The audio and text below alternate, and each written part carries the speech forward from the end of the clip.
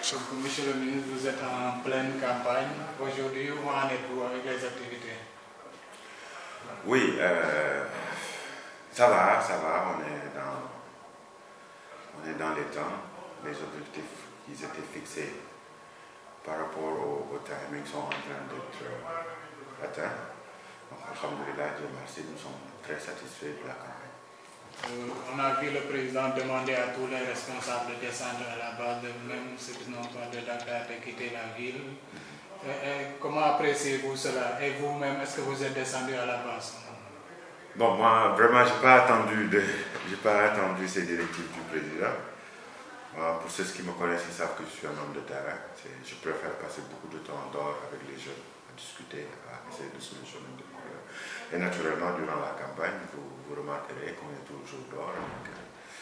On a un planning qui nous permet de mailler Dakar et ses alentours. Donc nous sommes en train de déployer notre stratégie. On a vu également que cette période est une période où les politiques, surtout ceux qui sont au pouvoir, déploient beaucoup de moyens. Et on vous fait souvent le reproche de savoir est-ce que cet argent que vous distribuez au niveau de la population pendant la campagne ne pouvait pas servir par exemple dans l'emploi des jeunes, surtout que vous êtes ministre de la jeunesse? Non, mais en fait, il n'y a pas d'argent à distribuer. Moi, je pense que beaucoup de nos responsables même pêchent parce qu'ils n'ont pas suffisamment de moyens. En tout cas, par rapport à ce référendum-là, vous pouvez constater de visu qu'il n'y a pas d'argent qu'on distribue. Certes, il y a des coûts politiques, on pourra en revenir, notamment en prenant des L200, en mettant le signe oui, en distribuant, en appelant les journalistes pour essayer de les prouver qu'on est en train de faire des achats de conscience. C'est totalement faux.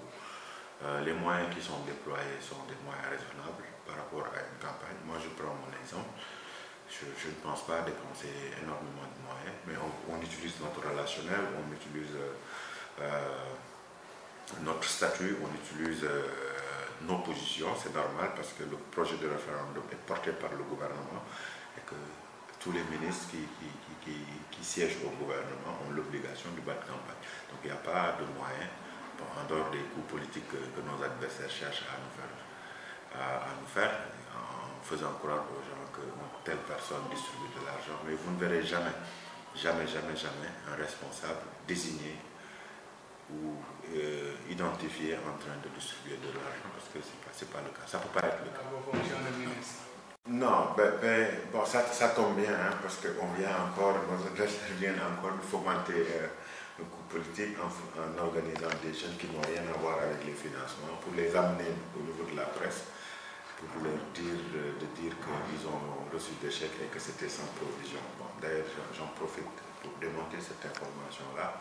C'est de la conspiration, vraiment de la conspiration qui peut-être a des objectifs politiques, mais qui dessert, parce qu'il y a tellement de jeunes qui sont enthousiasmés par ces événements-là de financement qu'ils ont pris l'initiative d'aller rédiger leur projet et de le déposer.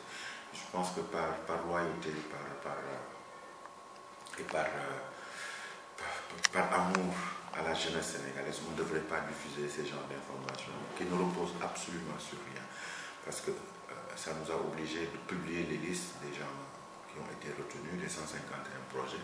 Les listes vont être publiées avec des numéros de compte, des numéros de téléphone, des montants.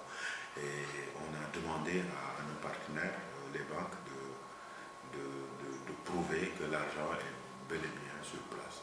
On pouvait éviter tous ces acrobaties-là, parce que mais la période est propice, c'est des coups politiques, on essaie d'arranger, mais non. Ça sont des projets qui ont été recensés durant les vacances citoyennes, parce que nous avons de l'argent qui est disponible et qui souffre depuis un an, faute de projets bancables. 4 milliards du programme d'appui et de promotion à l'emploi des jeunes et des femmes. C'est de Papèche. 4 milliards qui ont fait 8 à 9 mois sans pour autant être absorbés par des projets. Donc, nous avons fait le tour du Sénégal durant les vacances citoyennes. Nous avons sensibilisé les jeunes Sénégalais afin qu'ils rédigent des projets, qu'on les aide à les rendre bancables, à les rendre porteurs et viables, et mettre ces financements-là à leur disposition. En principe, la date qui était retenue, c'était le 31 janvier. Vous pouvez le vérifier. Ce que j'ai dit là C'était durant les vacances citoyennes. Donc, il y a eu un léger retard d'1 mois. Et il fallait le faire. Et on ne l'a pas fait durant la campagne. C'était un engagement qu'on avait pris, moi et le ministre conseiller Youssou Ndour, pour sensibiliser les jeunes à être entrepreneurs. Bon, il y a 508 millions qui ont été distribués. Il reste donc 3,5 milliards disponibles qui n'attendent que des projets bancaires. Vous parlez tout à l'heure des attaques de vos adversaires, mais vous devez vous attendre à cette attaque, d'autant plus que vous-même, vous êtes très critique à l'égard de vos adversaires politiques. Pourquoi cette attitude envers les opposants?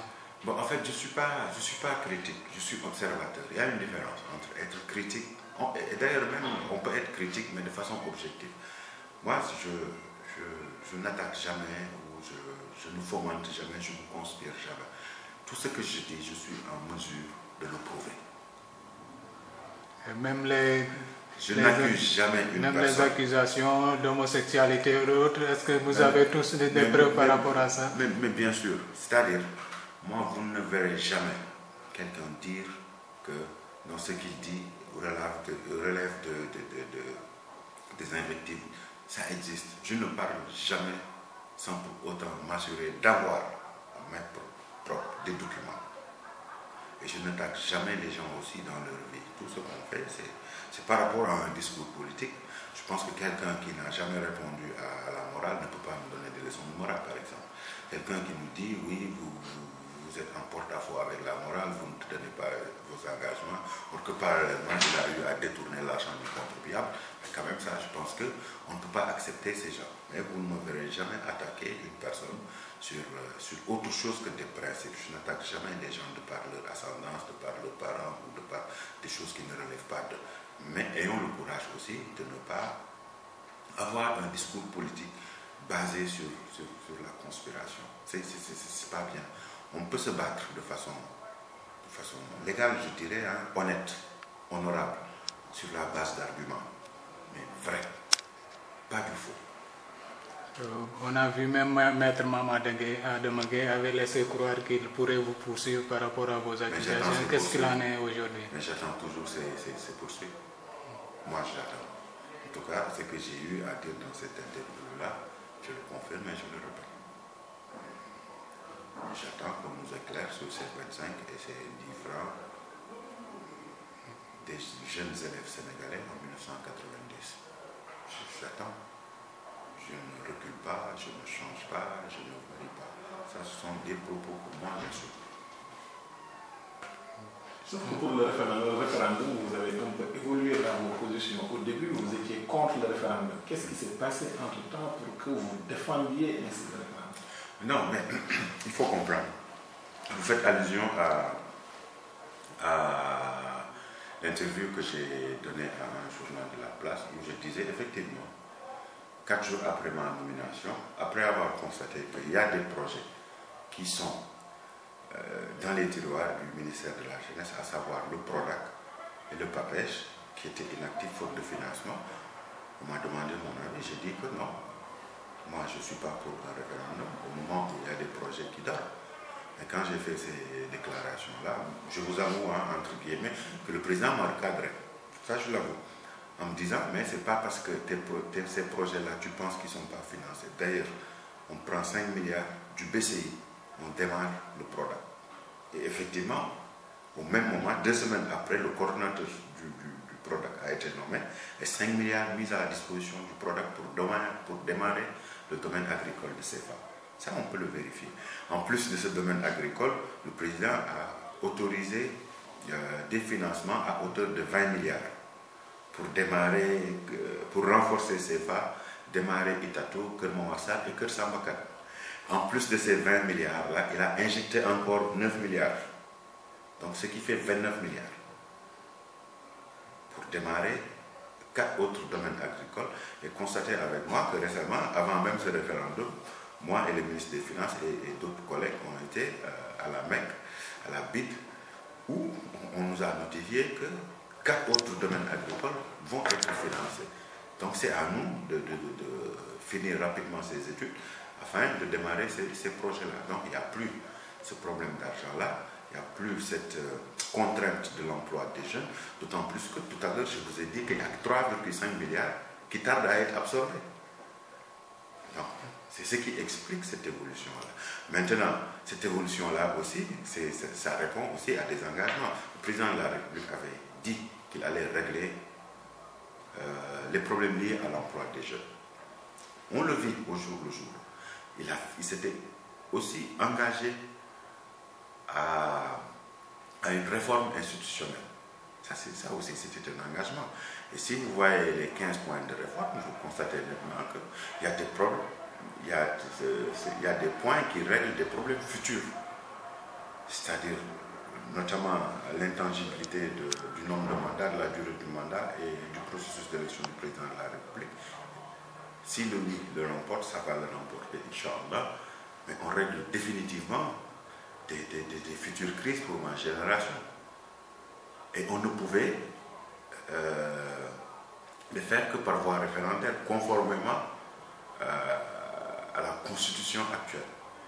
Donc, et les autres points ne laissent personne indifférent, même s'il y a de l'amalgame autour des nouveaux droits qui commencent à s'éclaircir, parce que les gens ont voulu utiliser ce terme nouveau droit pour parler de choses qui n'existent que dans leur tête, parce que tout simplement, après nouveau droit, il y a 3 autres points qui ont été énumérés, à savoir le droit à un environnement sain, qui est surtout lié au contexte actuel. C'est un nouveau droit, parce qu'il y a cela 10 ans, on ne parlait pas de changement climatique à ce point-là. Il n'y avait pas cette actualité-là.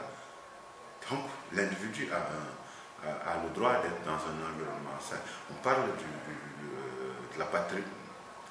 de patrimoine foncier individuel et on parle de la protection des ressources naturelles.